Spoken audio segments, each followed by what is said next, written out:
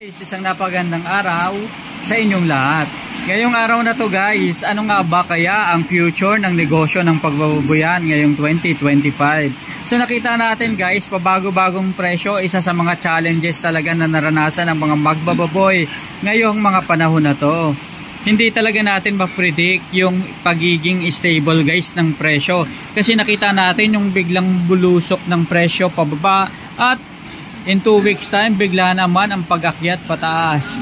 So, ano nga ba yung magandang gawin kapag ganyan yung sitwasyon? Paano ba natin nakikita itong 2025? Isa lang yung masasabi natin guys, ngayong 2025, talaga namang challenging pa rin ang masasabi natin sa negosyo ng pagbababoyan.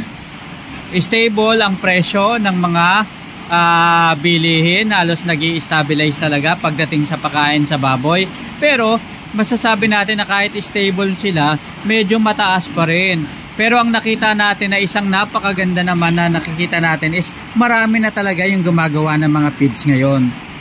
Ibig sabihin, mga small player ng paggawaan ng feeds. Yan ay makakatulong para at least mapamura ng konti yung presyo ng pagkain ng baboy.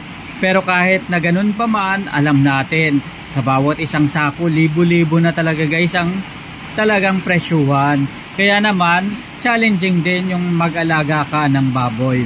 Isang magandang gawin dyan is talaga, mag-alaga ka muna ng inahin, paanakin mo at swerte mo kapag nanganak ng marami. Dyan ka makakabawi.